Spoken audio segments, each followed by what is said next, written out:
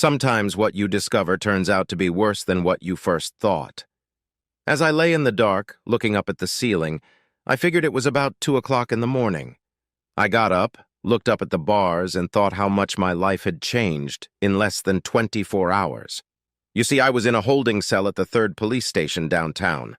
I've been charged with damaging personal property and threatening me with an aluminum bat. This morning, my wife and sister tried to bail me out, but I told the jailer I had made other arrangements and for them to leave. I was afraid that if I saw them, I would cause them bodily harm, so I'm sitting here cooling my heels and wondering what my next move will be. My name is Steve Mipe. I'm 39, soon to be 40 years old. I work for an insurance company as a property appraiser. I've been working there for 12 years, and I make a pretty decent living. Sue, my wife of 17 years, works in an office downtown. And we have one son, Kevin, who is also 17, and can be very difficult at times. You see, we are a typical suburban family and are quite happy. That was until yesterday. We had a date night, or should I say weekend, planned for Saturday and Sunday this week. You see, a couple times a year, my wife would send our son to her parents for the weekend, and we would have 2 days to ourselves. Sue started doing this a while ago so we could have time to reconnect with each other. She would usually leave with my sister and a few friends on Friday night and return just before midnight. Then it would get serious. I think if I told you she was going to fuck me to death all weekend, you'd know what I was looking forward to. I was in charge of the food and Sue did everything else. To keep things fresh, we changed the theme every time. One time it was edible things, another time it was a dress-up night, and the last time it was a fantastic weekend, which I really enjoyed. That weekend we did something we had never done in our 17 years of married life. I couldn't wait for Friday night. Sue, I'm planning chocolates for Friday night, a buffet for Saturday, and a couple of ribs for Sunday when Kevin gets home, I told her on Wednesday when I got home from work. I picked up a couple bottles of wine we like, and I'll leave them in the fridge. That way we don't have to fiddle with the ice bucket, she said as she put everything away. We had a nice dinner on Wednesday and Thursday, and Kevin talked non-stop about his grandparents taking him to the amusement park and how much fun he was going to have. "Go easy on them, honey," my wife said to our son. "Remember, they're not as young as they used to be, and I don't want you to stuff your face and get sick on the rides, you hear me?" she warned him. The two of them packed it up Thursday night, and by 9 o'clock that evening, he was ready to go. "I told Cindy I wanted to be home by 11:30 Friday night," Sue told me. "I really need this weekend. It's been so hectic lately, it will be nice to relax and have some fun without a break," she smiled at me.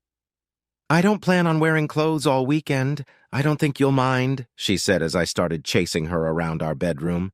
"This would work perfectly. I'm meeting with a new client on Friday, and if he signs the contract, we'll have something to celebrate," I told Sue. "Well, save your energy because you're going to need it this weekend," she informed me, trying to get ready for bed when I grabbed her hand. "You know the rules, no sex tonight. 3 tomorrow night, you'll get all you can get," she told me. Thursday night, I couldn't sleep for a long time. A couple times I made my way over to kiss her and touch Sue a little. She told me to go back to my side of the bed and go back to sleep. Eventually, I made it to my side and fell asleep. I knew Friday was going to be a busy Friday, so I got up early, kissed my wife while she was still in the shower, grabbed her ass, and ran out of the bathroom before she could throw the wet washcloth she was holding at me. I went downstairs, hugged my son, and told him to behave this weekend and I would see him Sunday night. I got out of my seat and for the last time, not caring about anything in the world, rushed down the road. This morning, everyone was in a good mood. And how could it be otherwise, since it was Friday and payday? I went over the proposal I was to submit later in the day and finally got approval from my superiors after 2 minor changes. It was a proposal to insure a boarding house out of town. The boarding house was worth about $10 million, and the policy would give our company a nice boost, especially in the current economy.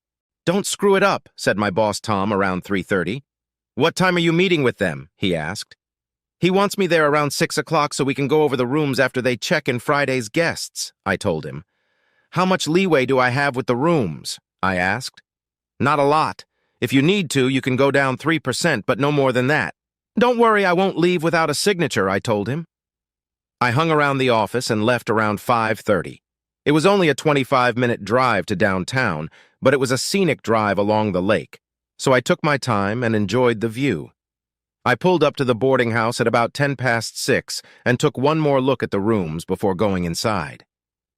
"Steve, you made it," Rick said, extending his hand. "How was your trip?" "Great. You have a really nice place," I told him. "It must be very quiet at night, huh?" I asked. "Except for the loons and owls, you can hear a pin drop. A lot of people come here just to get away for the weekend.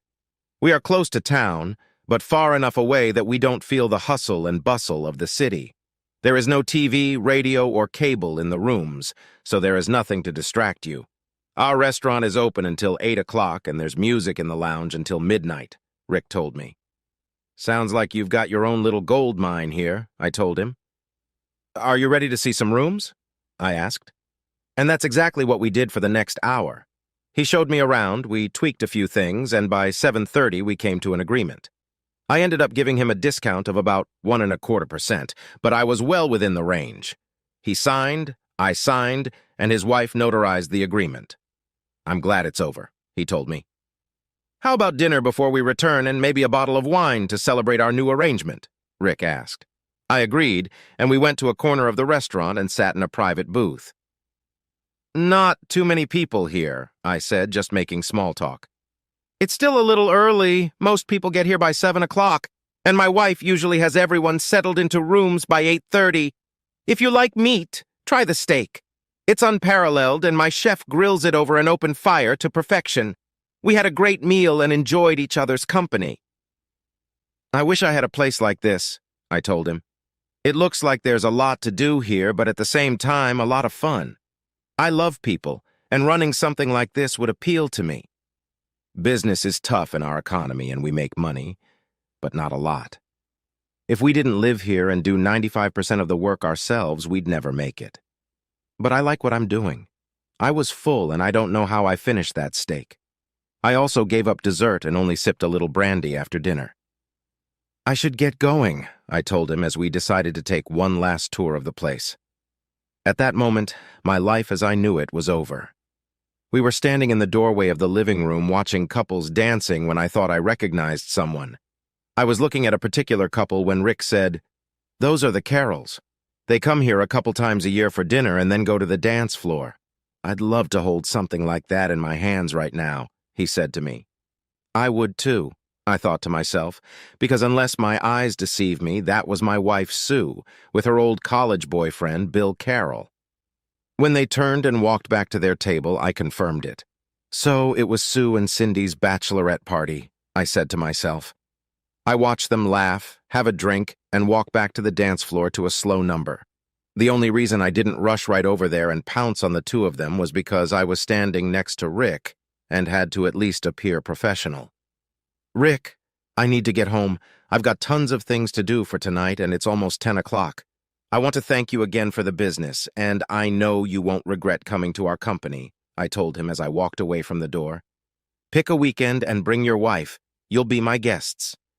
A weekend here will do wonders for your love life," he said, winking at me. "I can guarantee it." We shook hands once more. I got in my car and drove away. I drove back to town in a daze. "How long the hell?" was the first question. Sue had been dating Bill when we first met in class. They'd been going together for the better part of 2 years now, and what we'd started with a lively discussion in sociology class had evolved into a lunch or two in the student union, and finally into dinner. She tossed and turned between Bill and me until I put my foot down. "Sue, make up your mind. It's either him or me. I'm not sharing you." I gave her my ultimatum. She dumped him after 2 weeks, and we became an instant couple. Hell, we slept like rabbits on our first date. We went to Otvac Steak Newts and spent Saturday and all day Sunday in bed. It wasn't even a month before Sue found out she was in maternity mode. Hell, at that point, it wasn't even a question of what to do. With Grandma's ring in my hand and on my knees, I proposed to Sue. She said yes, and a month later we were husband and wife. Do I regret the way things turned out? Not really. I had the woman of my dreams, and 8 months later we had a bouncing baby boy. Everyone helped, and we did just fine. We weren't rich, but we were happy nonetheless. And so it went from day one. Even after all these years, we found time to do it at least 3 times a week. And I always considered myself a happily married man. I was not deluded and assumed my wife thought the same. She did until an hour or so ago. Sue wasn't home when I arrived, thank goodness. I went to the computer and typed Bill Carroll into Google. Computers are wonderful. There is a tremendous amount of information that can be accessed with just a few keystrokes. Take Bill, for example. I now know that he lives about 45 minutes away from us in the same town as ours. Checking his name and address, I find that he is married to Ruth. If he has a wife, what the hell is he doing with mine, and how long has it been going on? I asked myself. I found out the address and decided to pay Bill a little visit. I went upstairs and started to change into something more casual when my anger burst out. I threw the suit on the floor and pounded my fist on the bedroom door. "That fucking bitch!" I screamed. No wonder she didn't want to fool around on a Thursday night. She wanted to be fresh for her lover. My brain kept telling me over and over again. I grabbed the mattress, dragged it up the stairs, and tossed it out the front door. A little gasoline from the garage, and it was ready. I took off the wedding ring along with the leather because it was so tight, and with a butcher knife secured it to the kitchen table so she couldn't miss it. Then I took my jacket, closed the door to my perfect marriage, and walked out onto the front lawn. I flicked my lighter and set the mattress on fire, got in my car, and headed to the next stop. The door was opened by my sister Cindy's husband, David. "Hi, Steve. The girls aren't back yet, but come on in," he said to me. "Would you like a beer?" he said, going to the refrigerator and getting me a cold beer. "That would be great," I told him. "Where did the girls say they were going?" I asked him. "Cindy didn't tell me anything. She just said she'd be home by 11:30, and that was it." I looked at my watch. The time was getting close to that. "What do you want with Cindy? Maybe I can help you?" he said, trying to be helpful. "No, this is between me and Cindy," I told him, trying to contain the anger that was eating me up inside. We chatted for about 20 minutes before we heard Cindy's car pull into the garage. When she walked into the kitchen, she was a little surprised to see me. "Hey, brother, I thought you'd be home waiting for Sue," she said as she walked over to me. Neither she nor David expected what happened next. Cindy was getting up off the floor, rubbing her cheek, and David was yelling at me, asking what the hell was wrong with me when I finally spoke. "Don't ever talk to me again, don't call me or even email me. You are dead to me from this day forward, do you understand?" I yelled at her as David got in my face. "David, leave him alone," was all she said. "Steve, it's not what you think. I can explain," she started to say, until I stopped her. "Explain what, Cindy? How you've been lying to me, and even David, all this time. I don't want to hear another fucking word of your story. Do you hear me?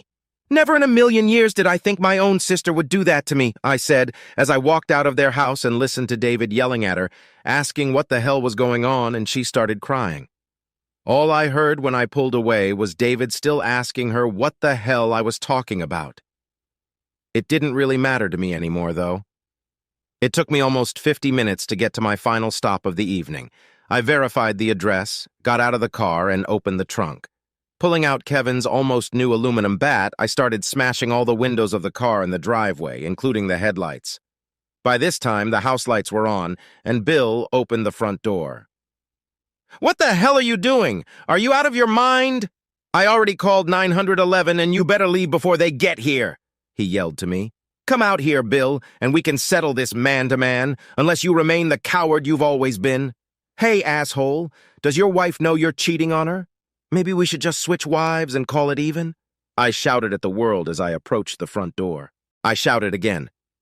"Tell your wife what a good wife I have, Bill. I think she'd be interested to know where you've been tonight," I said, looking right at her. I was thrown into the back seat of a patrol car and driven into town.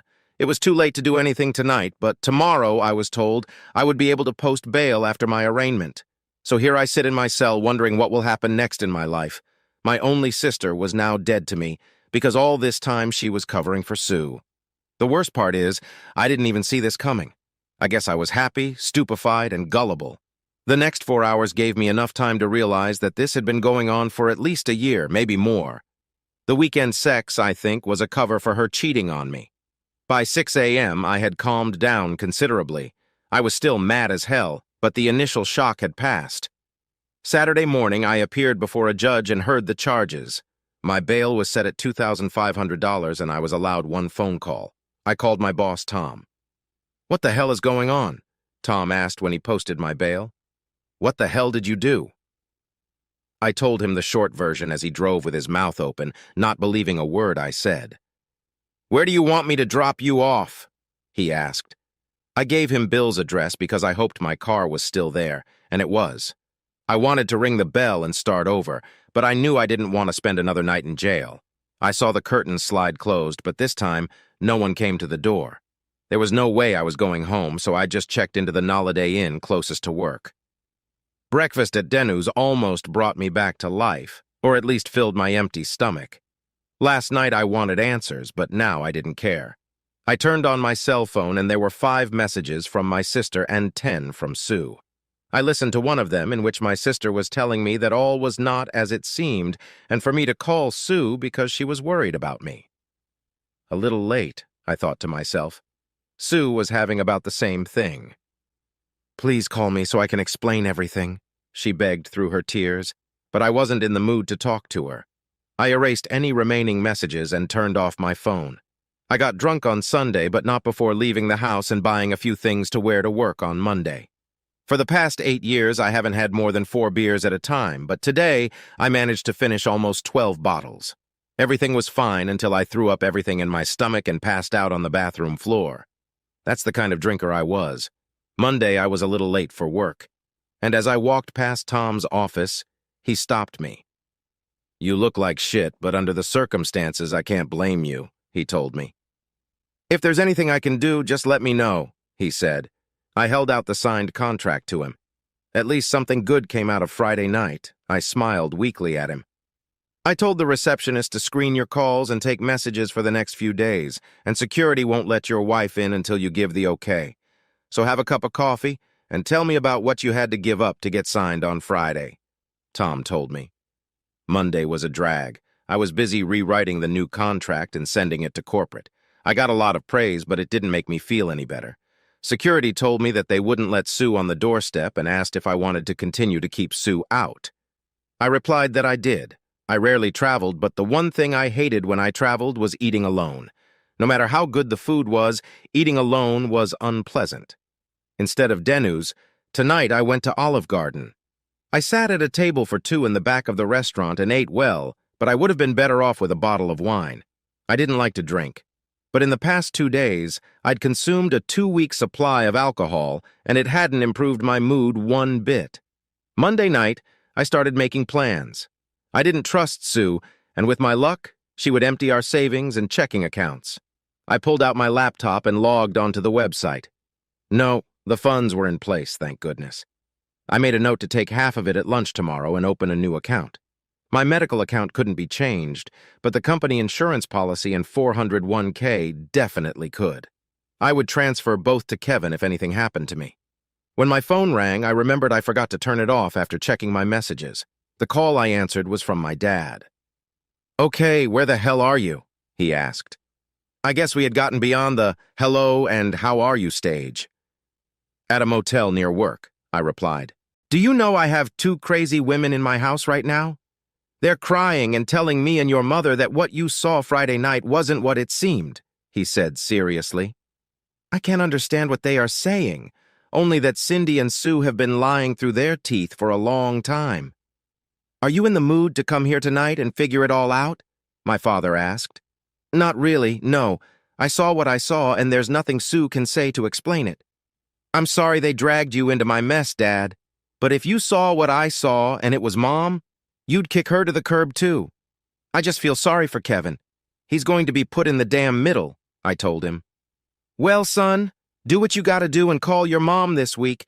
She's upset about all this." I thanked him and apologized again for putting him and Mom in the middle, especially because of Cindy, but reminded him that it was their actions that caused them to take it all on themselves. I disconnected and turned my phone off. The rest of the week sucked. I got a million messages from Cindy and Sue, but now I was just erasing them without even bothering to read them. I only planned to call my mom or stop by on Friday if Cindy wasn't available. I called my son Thursday night, and he told me his mom was shattered and hadn't been to work all week. He told me that his mom asked if he would talk to me to tell me that he loved me and that she needed to see me. I thanked him for the message, but told him it wasn't going to happen. "What did Mom do?" my son asked me. I asked Mom, and all she told me was that she was seeing someone from her past, that's all. After that, she started crying again, and that was the end of it, he told me. I told him that I would probably see him this weekend, but I couldn't say when exactly. I knew I would eventually have to see Sue, but I wasn't looking forward to it. Saturday was boring beyond belief. I spent extra hours at work and was completely absorbed in my own affairs. There was nothing on TV, and I was tired of sitting through gravy, so I decided to take a chance and drove home. Damn, was all I said when I saw Sue's car in the garage. Fuck it, I needed a couple changes of clothes, so I didn't hesitate and walked into the house. Kevin was in the kitchen making dinner, and I gave him a big hug. "You know Mom's upstairs, don't you?" he said, almost expecting me to run out the door. "I can't hide forever," I told him, grabbing myself a cup of coffee. He brought me up to speed and asked me if I was going to come home. "I don't think that's going to happen, at least not anytime soon," I answered him.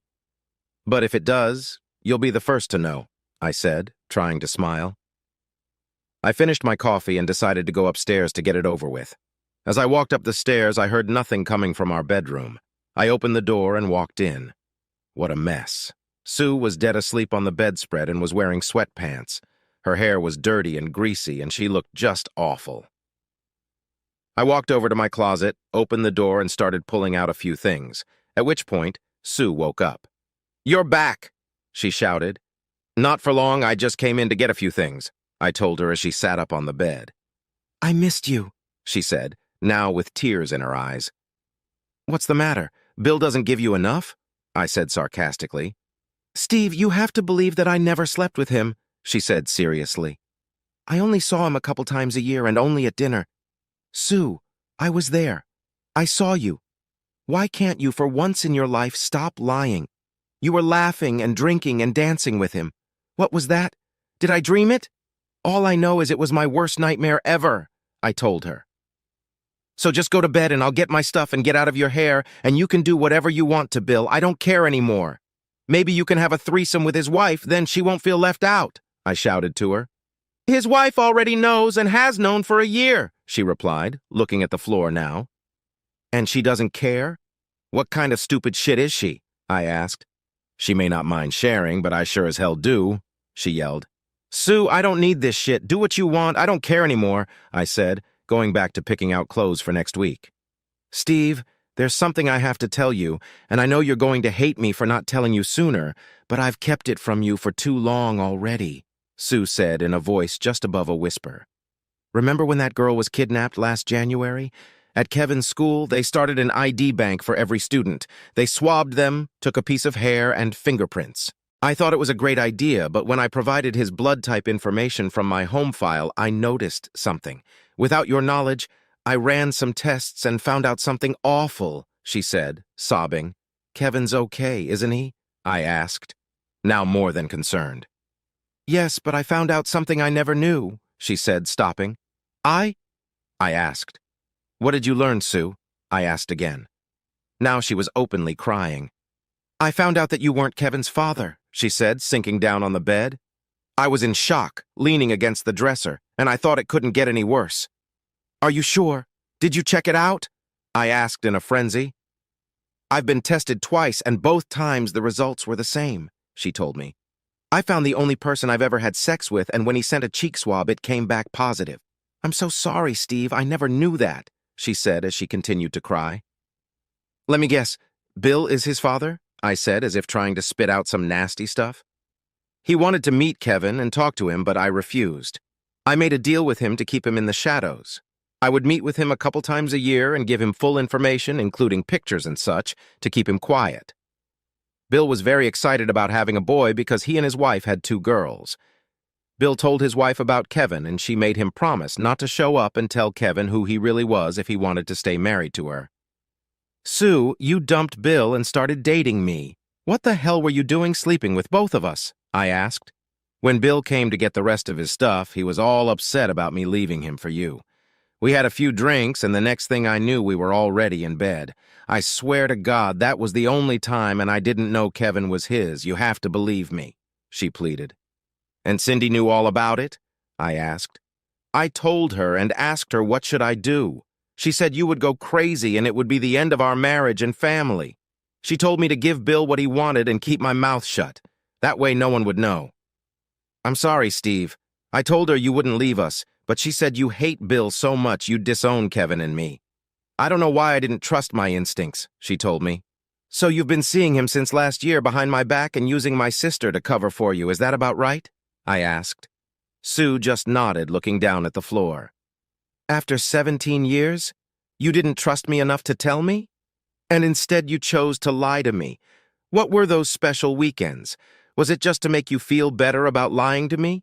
You make me sick, Sue, I said, almost spitting at her. No, Steve. They started a lot sooner than I found out. It was our weekend, no one else's. Please believe me, she said, reaching for me. Don't touch me, don't ever touch me again, I screamed at her. Our whole marriage had been a fucking lie. I thought things were bad when I thought you were cheating on me. Now I found out that my son wasn't really my son. Why didn't you just put a bullet in my head? Does Kevin know yet? I asked. No, I haven't told him, and he doesn't need to know. You're his father, and you always will be. Bill is just an episode you taught him how to ride a bike, play baseball, and gave him his first car. You're more of a father than Bill could ever be. He can never know Bill. There are only 4 people in the world who know, and none of us will tell him. You'll always be his father. No one will ever know. So now you want me to start lying too? It's not enough that you dragged my sister into your sordid lies. Now you want to drag me into it too. That's not going to happen. He'll be told if I have to do it myself. He has a right to know who his biological father is. Everyone has a right. You're right. He will always be my son if that's what he wants. He carries my last name, and I wouldn't change that for anything, I told her. You will, however, carry my last name for about 3 more months. I plan on divorcing your lying ass as soon as possible. If you had come to me a year ago and told me what you found out, we probably would have worked it out. It might have been a little hard for a while, but mistakes happen. The fact that you've lied and deceived me for the last year is unforgivable. You didn't trust me enough to tell me the truth, and when there is no trust in a marriage, there is no marriage. You ruined a good marriage, and for what? Dinner, a little dancing, and a lot of lies. Like I told my sister, I never want to talk to you again. You're dead in my eyes, I said as I walked down the stairs to the kitchen. Kev, it's time you and I had a little talk, I told him. Dad, if it's about sex, I know everything, he replied. Well, maybe not everything, I said, pulled up a chair and started telling him a story about the birds and the bees. Thanks for hanging out and listening. If you liked the story, hit that subscribe button and give us a thumbs up. Make sure to check out our other wild tales right here on the end screen. Catch you in the next story.